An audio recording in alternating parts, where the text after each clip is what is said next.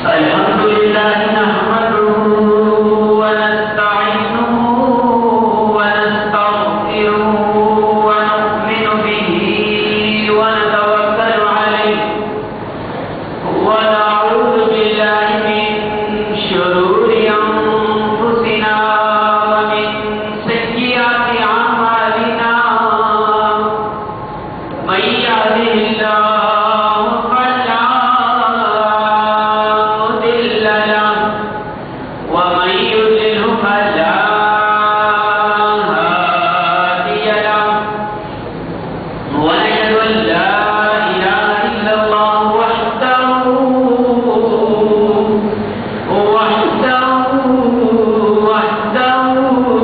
لا شريك له ونشهد أن سيدنا مولانا وحبيبنا وطبيبنا وطبيب قلوبنا وغوثنا وغياثنا ومغيثنا ومعيننا وقطبنا وفريدنا ونظامنا وأولانا ونور عيننا محمد صلى الله على آله وصحبه وأزواجه وذريته وعلى بيته وعلماء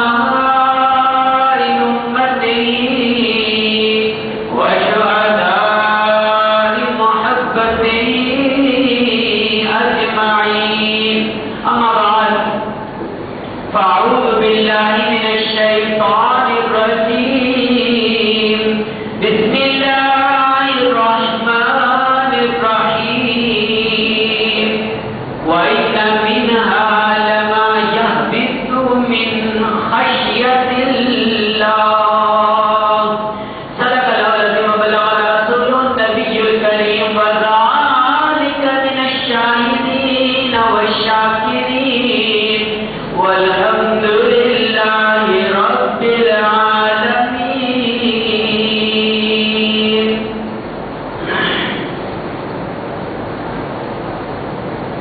حمد و ثنا کے بعد ہم نے قرآن مجید فرقان حمید کی آیت مبارکہ کے تلاوت کرنے کا شرف حاصل کیا ہے. اللہ جل جلالہ و من والہ کی بارگاہ میں دعا ہے کہ وہ ہمیں حق پر سچ کہنے کی سعادت عطا فرمائے اور سامعین کو بھی حق پر سچ سن کر عمل کرتے ہوئے دوسروں تک پہنچانے کی توفیق مرحمت فرمائے. آمین بجاہ النبی الامین صلی اللہ تعالی علیہ وآلہ وسلم. عشرہ مغفرت جاری و ساری ہے اور 2 دن بعد یہ ہم سے جدا بھی ہو جائے گا.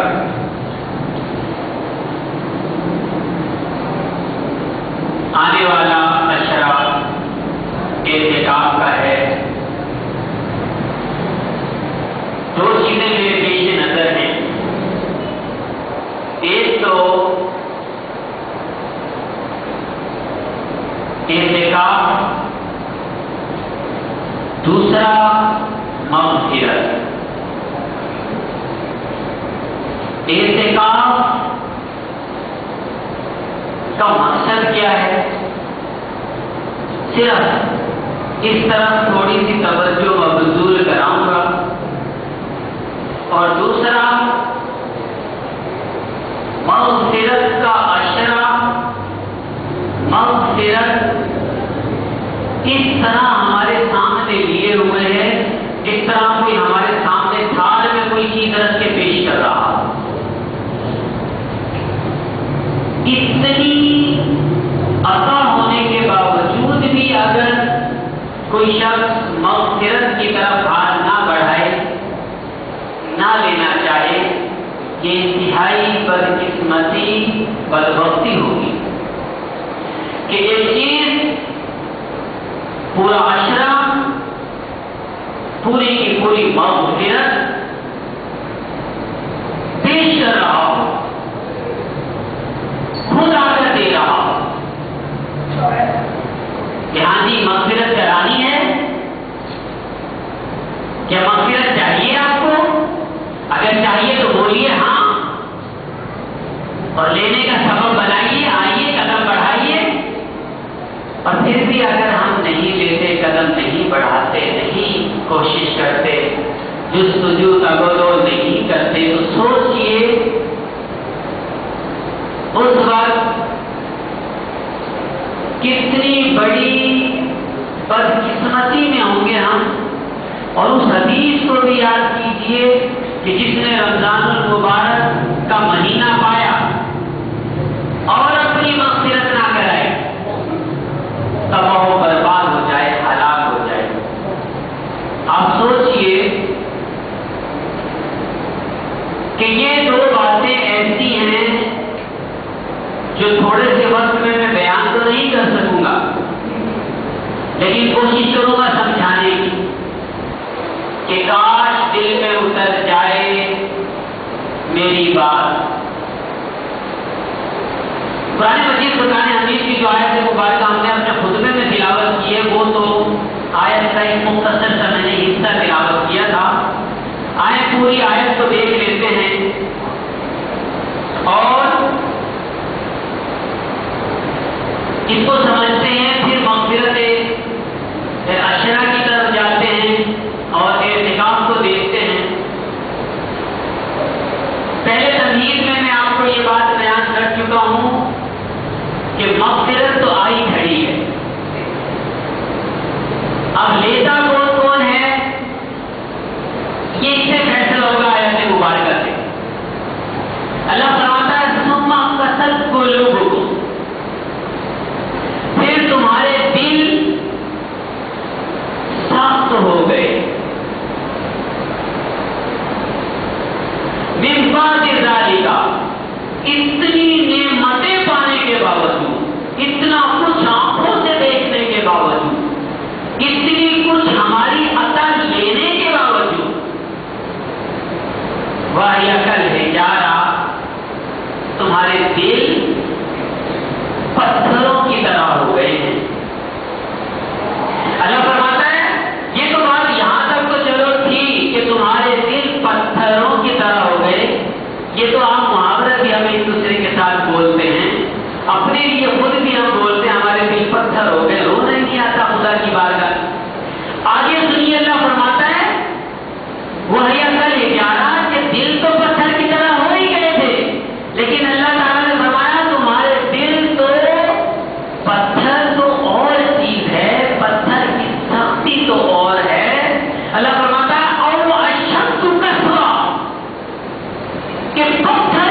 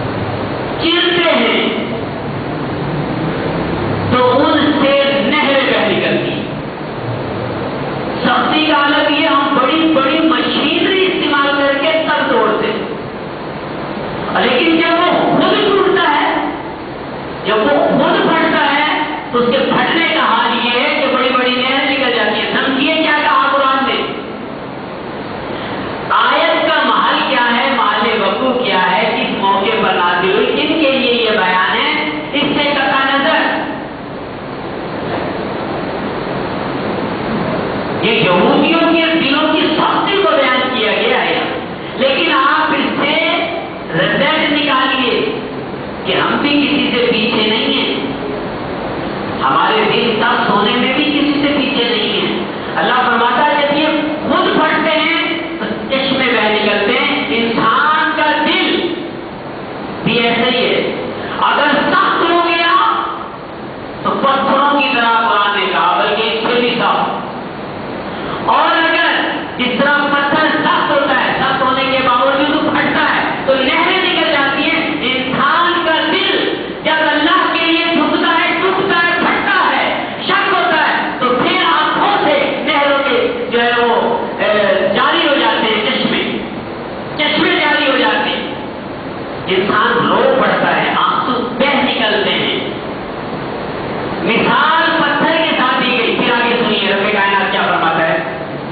اللہ تبارک و تعالیٰ فرماتا ہے وَإِنَّ مِنْهَا، ان پتھروں میں سے یقیناً کچھ پتھر ایسے لما یشقق کہ جب وہ پھٹتے ہیں، شک ہوتے ہیں، فَيَخْرُجُ مِنْهُ الْمَاءُ، تو ان سے پانی بہتا ہے، چشمے پھوٹتے ہیں۔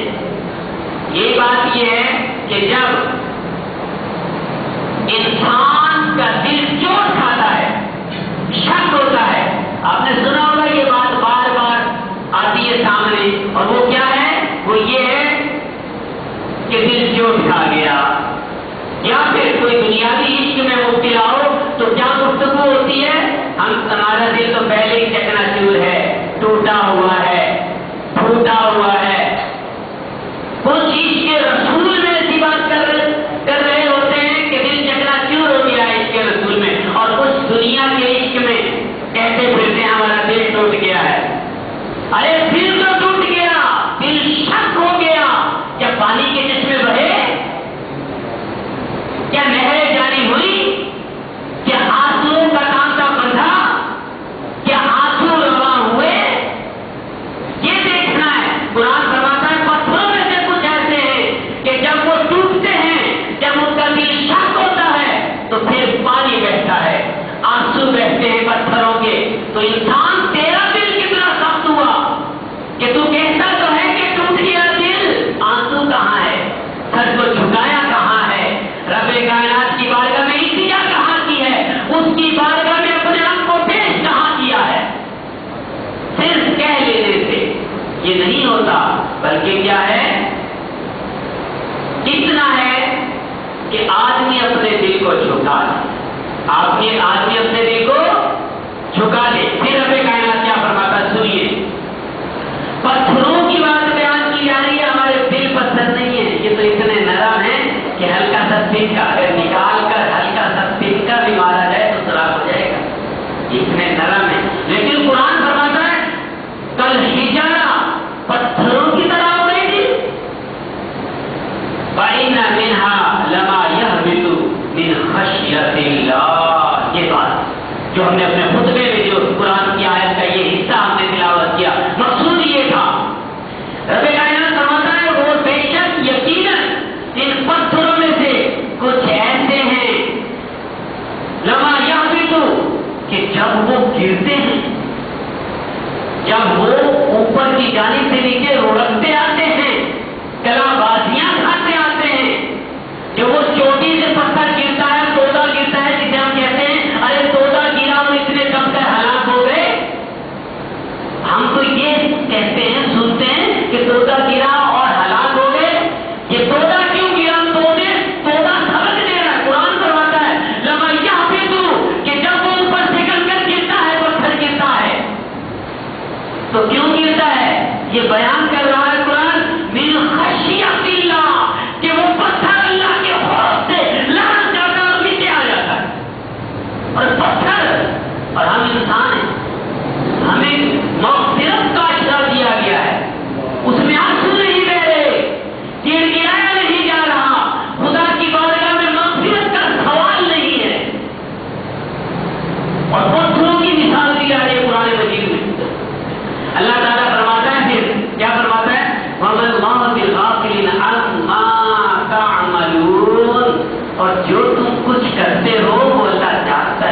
خبر نہیں، اسے سب پتا ہے، وہ تمہارے دلوں کے راز سے واقف ہے۔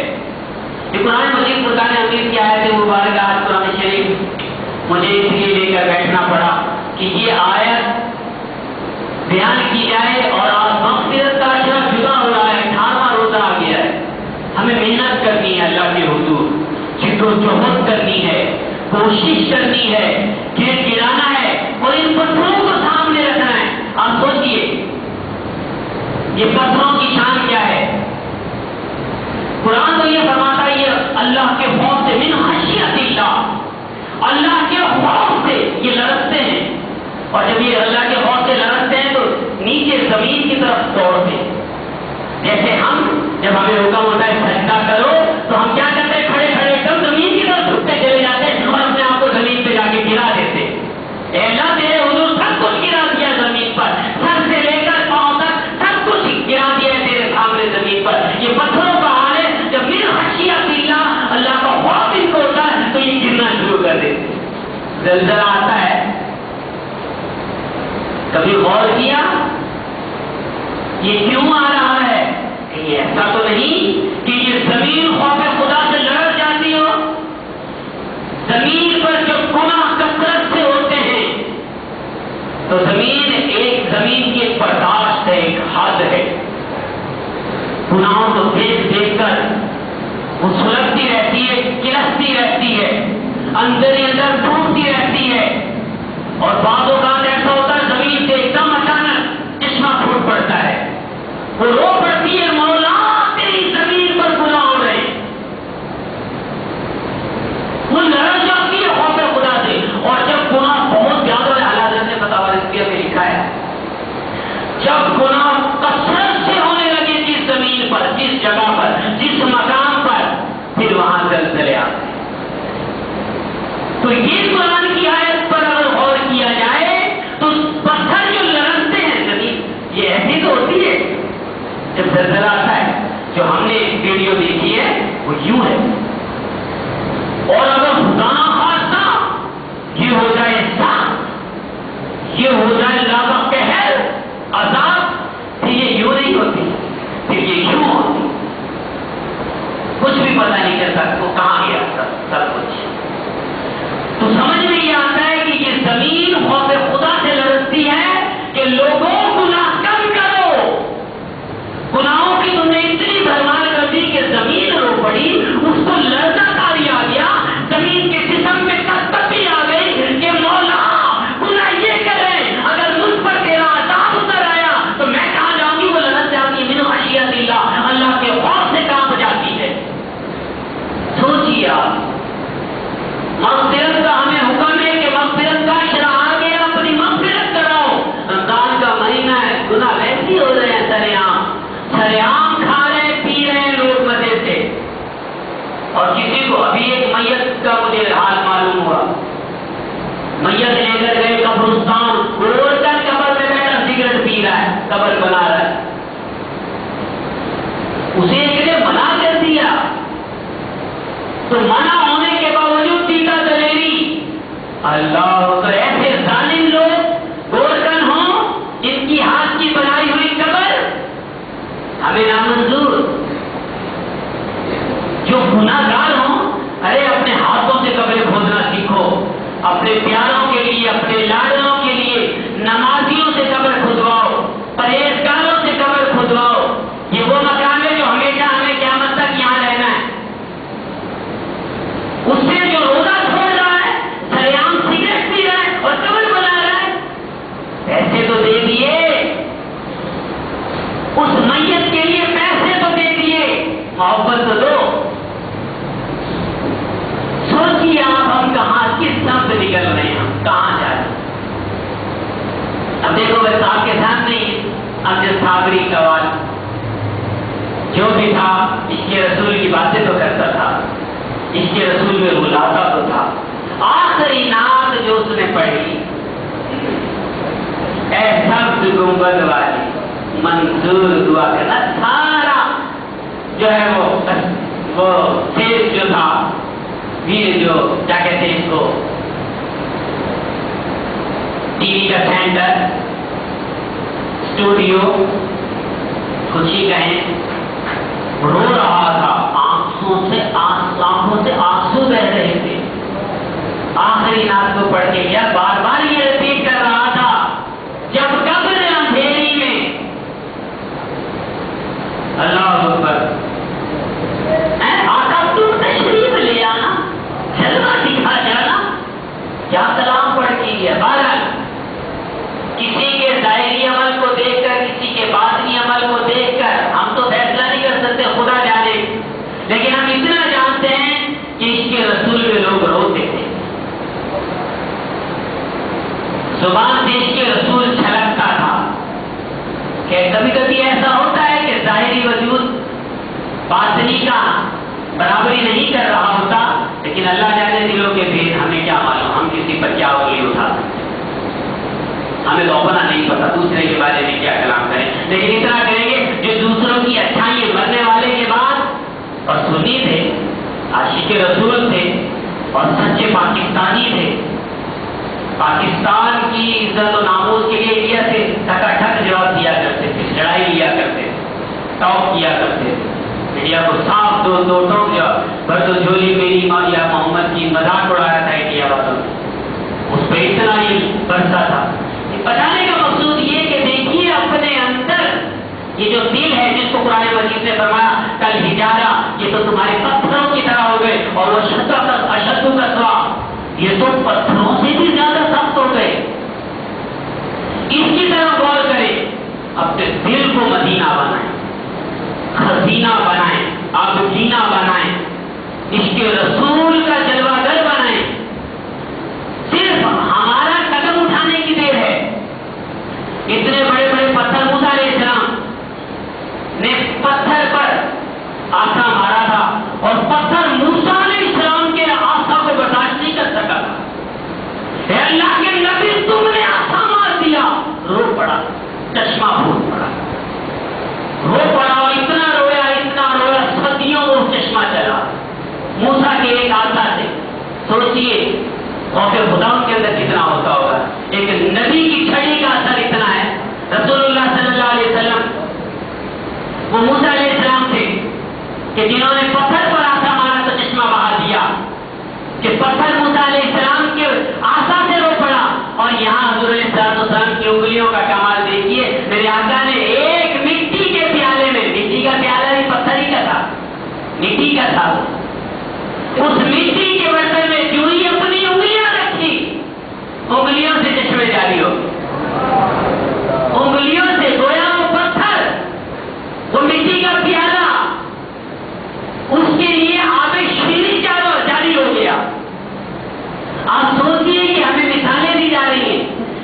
जब कभी आप पहाड़ से पानी कहीं से गिरता हुआ देखें तो ये ना समझे हो कितना प्यारी आबशार बह रही है, क्या है, और सबक सीखें कि ये खुदा के खौफ से रो रहा है, आंसू बह रहे हैं इसके।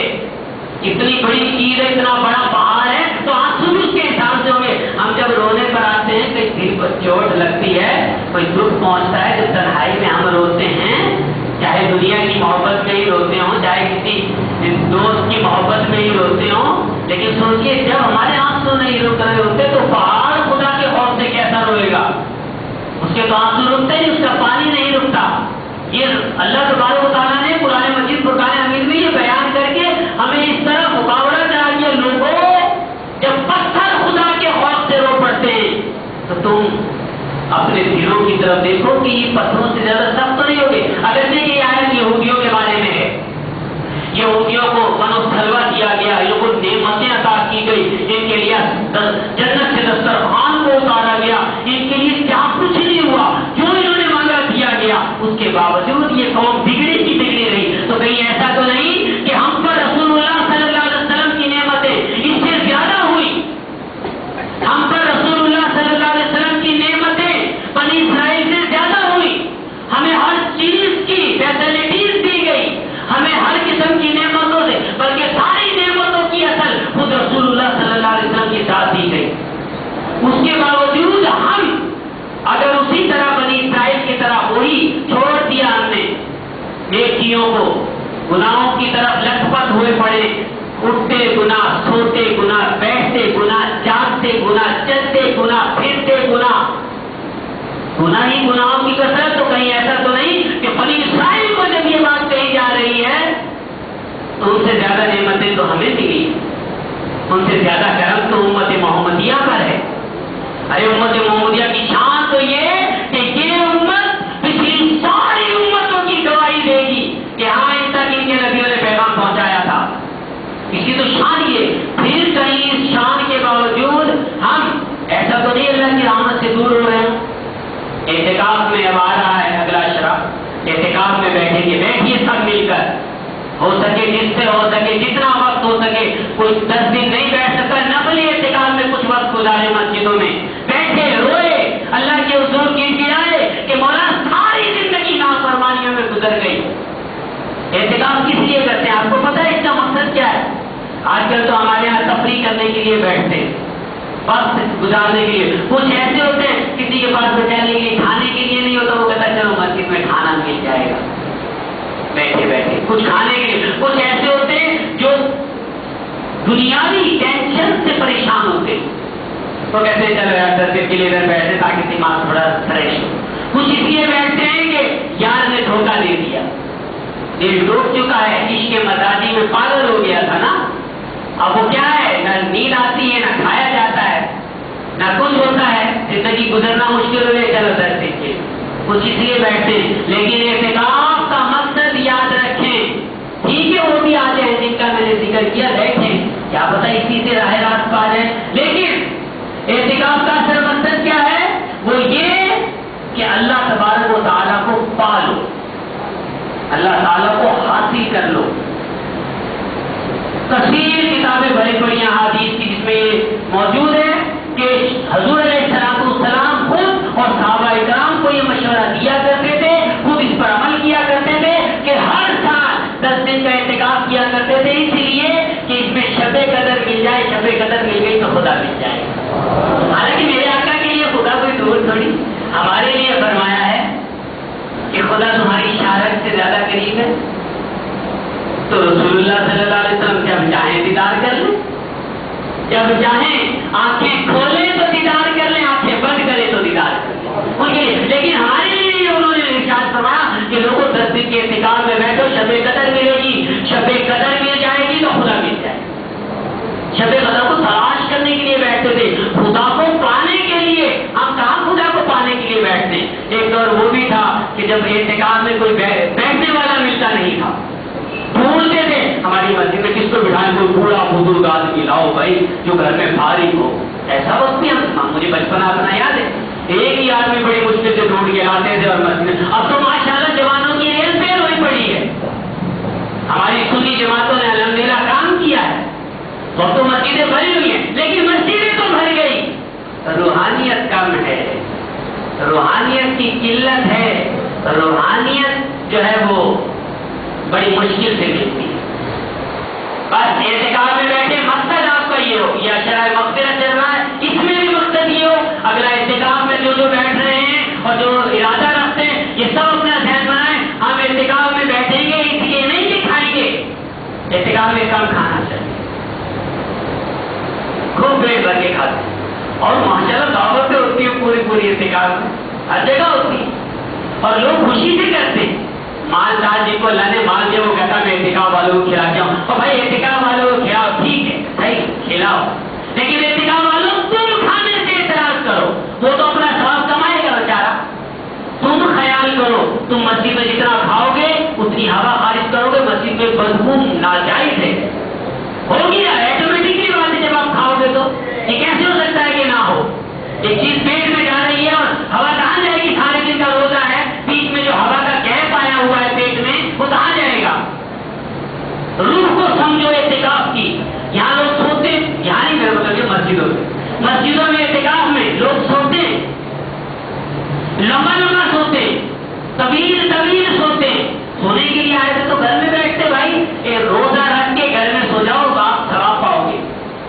घर में सोना रोजा रख के सवाब मिलता है, लेकिन मस्जिद में तुम सोने के लिए नहीं आए, यहाँ जागो, रात सारी जागो, दिन सारा जागो। हाँ बीमार ना हो, इबादत में जो है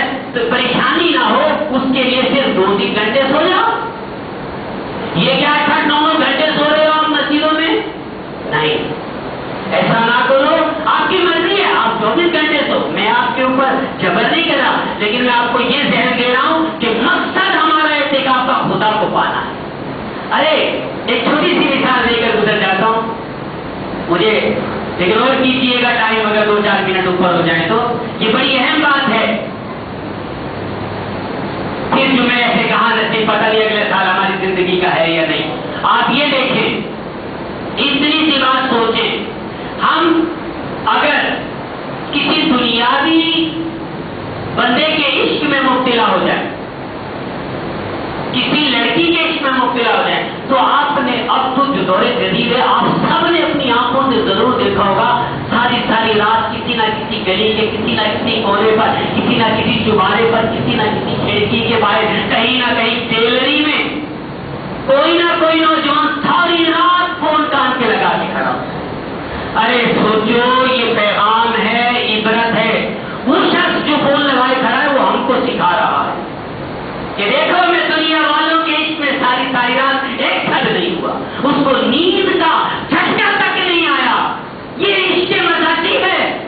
ہم تو خدا سے عشق لگانے کے لیے بیٹھے ہیں یہاں, ہم تو اعتکاف میں خدا سے ملنے آئے ہیں. اور یہاں نیند آ رہی ہے, یہاں تراویحوں کے اندر کھڑا نہیں ہوا جا رہا. جب آخری حافظ صاحب رکوع میں جانے کے لیے جاتے ہوتے ہیں, اس کو کھڑے ہو کے اللہ اوپر کہہ کے رکوع میں.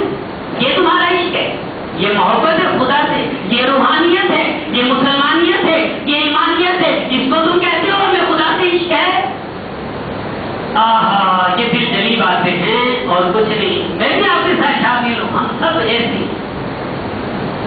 بس آپس میں ہم ایک دوسرے کو جھنجھوڑ رہے ہیں کہ ہمیں خدا کی بارگاہ میں جانا ہے تو خدا کا ہو کے رہنا ہے. جب ہم خدا کی بارگاہ میں آئے تو اس سے لو لگائیں. ارے خدا کی قسم جب اس سے لو لگتی ہے نا, تو جب جس کی اس سے لو لگتے اس کو دیکھو کیسے کیسے دیوانے ہوتے ہیں. اور وہ دیوانے ایسے ہوتے ہیں جن کے بارے میں ہمارے علماء اس طرح کی باتیں کہتے ہیں کہ ایسا دیوانہ جس کی لو خدا سے لگ جائے, ایسا دیوانہ جس کی لو خدا سے لگ جائے. ارے وہ زمین پر ہو تو روزانہ میلہ, زمین پر ہو. آپ نے دیکھا ہوگا جو اللہ والا ہوتا ہے بعض اوقات اپنے آپ کو دیوانہ بنا لیتا ہے خدا کے عشق میں. لوگ یہ سمجھتے ہیں پاگل ہے, مجنون ہے, کوئی پتھر لے کے اس کے پیچھے بھاگ رہا ہوتا ہے. لوگ جو ہے اس کے گرد کھڑے ہو کر عجیب عجیب نظروں سے دیکھ رہتے ہیں کیا ہے, لیکن وہ دیوانہ خدا کی یاد میں مست ہوا ہوتا ہے. اسے کیا پتا دنیا والے کیا ہے, اس کی نگاہ میں دنیا والوں کی کوئی ویلیو ہی نہیں ہے. تو دیوانہ زمین پر ہو تو روزانہ میلہ, اور اگر زمین میں ہو تو سالانہ میلہ. نہیں ہوتا سالانہ میلہ مزارات پہ. دیوانہ جب تک وہ زمین پر ہوتے ہیں, آپ دیکھ لیں جتنے ہمارے اولیاء کرام بزرگان علماء دین ہیں, دیکھیں آپ جا کر. ارے اسی کو دیکھ لو, 2 دن سے میلہ لگا ہوا ہے امجد صابری کے اس پر. اسی سے سمجھو ہمارے علماء کرام ہیں, شاہ صاحب کے آستانے پر جا کے دیکھو کہ شاہ صاحب تو ابو القادر دامت برکاتہ اللہ کہ روزانہ ملنے والوں کو وہ آنا جانا لگا رہتا ہے روزانہ. اور جب اللہ تعالیٰ کی عمر دراز کرے, جب مزار شریف میں جائیں گے تو دیکھنا سالانہ میلہ ہوگا. دیکھو مسلم الدین قادر رحمۃ اللہ علیہ اور ہمارے بزرگان پیران اسلام ہیں, ہمارے بزرگ ہستیاں, ہمارے پیر و مرشد ہیں, روزانہ میلہ لگا ہوتا ہے. روزانہ کیا 24 گھنٹے ہی میلہ ایسا ہے. تو یہ چیز سمجھنے کی ہے کہ دیکھو اپنا یہ جو دل ہے نا, جس کو قرآن نے یہ کہا کہ تمہارے دل پتھر ہو گئے ہیں, بلکہ پتھر ہی نہیں پتھروں سے بھی سخت ہو گئے ہیں, اس سے اپنے آپ کو بچاؤ. اس دل کو خدا کے لیے تھوڑا سا جھکاؤ, عادت بناؤ روزانہ خدا کی بارگاہ میں آ کے تھوڑا سا رونے کی. اگر سب کے سامنے رونا نہ ہوتا ہے ایسا, ہماری کنڈیشن بھی ایسا ہے کہ سب کے سامنے نہیں رو سکتے, لیکن کیا ہے کہ تنہائی میں چلے جاؤ, گھر کے کسی کونے کھانچے میں چلے جاؤ. جب دیکھو مسجد میں کوئی نہیں, آ جاؤ چھپکے سے مسجد میں بیٹھ جاؤ کونے میں جہاں کوئی دیکھ نہ سکے, اور بیٹھ کر پھر خدا کی آنکھیں بند کر کے خدا سے لو لگاؤ. پھر لو لگاؤ, رو گر گراؤ. دیکھو چاشنی ملے گی, راحت ملے گی, کیف ملے گا, سرور ملے گا. اور ایسا سرور منصور الحاج منصور رحمۃ اللہ علیہ نے جب وہی سرور حاصل کیا تھا تو کیا ہوا تھا, جدھر دیکھتے تھے نظر اٹھاتے تھے انا الحق کی آوازیں لگاتے, جس کو لوگوں نے انا الحق سمجھ لیا تھا. اور یہاں تک نوبت آئی کہ کہ جب جلاد نے تلوار چلائی کہ قتل کر دیا جائے یا نہ حق کہہ رہے ہیں، جب جلاد نے تلوار چلائی تو خون کے جتنے پھوارے گردن سے اور سر سے نکلے تلوار چلانے پر، تو پتا ہے کیا ہوا تھا؟ خون کا ہر قطرہ یہ صدا لگا رہا تھا، پوری فضا گونج گئی تھی، پورا محلہ گونج گیا تھا، سارے خون کے قطروں سے یہ آواز آ رہی تھی انا لہا کنا لہا۔ پھر لوگوں کو پتا چلا یہ کیا ہوا، ہم نے تو اللہ کے دیوانے کو قتل کر دیا، یہ تو ہم سے غلطی ہو گئی۔ سوچیا یہ لو ہوتی ہے، جب لو لگتی ہے تو جسم کا رواں رواں خدا کی یاد میں مست ہو جاتا ہے، خدا کے لیے ہو جاتا ہے، اللہ اور اللہ کے رسول کے لیے بک جاتا ہے، اپنے آپ کو اللہ اور اللہ کے رسول میں فنا کر دیتا ہے۔ چلو ہم سے اتنا نہ ہو سکے تو لیکن یہ بھی تو نہ ہو کہ ہمارے دل پتھر ہو جائیں۔ اتنا اگر ہم دل بھی نہیں رہے تو اتنے سخت بھی تو نہ بنے کہ جس کو ہم نے قرآن کی آیت آج آپ کے سامنے پیش کی، ثم قست قلوبکم، تمہارے دل سخت ہو گئے، کل حجارہ پتھروں کی طرح ہو گئے، تو کم از کم پتھروں کی طرح بھی نہ ہونے دیں، تھوڑا سا درمیان میں آ جائیں، بہن بہن کر لیں، اللہ کے حضور آیا کریں، یہ گرایا کریں، پھر چلے جایا کریں، اپنے کاروبار کریں، اپنی دنیا داری کو دیکھیں، اپنے معاملات کو نپٹائیں، پھر تھوڑا سا وقت نکال کے پھر آ جایا کریں۔ یہ 5 وقت کی اور 5 وقت بھی اگر آپ آتے رہیں، سر کو جھکاتے رہیں اور اللہ سے لو لگاتے رہیں، یہاں بیٹھ کر بس نماز پڑھی سلام پھیرا، یہ جاؤ اور وہ جانا کریں، سلام پھیر کی طرح تھوڑا سا سر کو جھکا کے آنکھیں بند کر، یہ نہ دیکھیے برابر میں کون بیٹھا ہے، سر کو جھکا کے چھوڑی دیر کے لیے اللہ کا تصور باندھے، سنیری جالیوں کو تھام دے لیں، سلام پیش کر دیں۔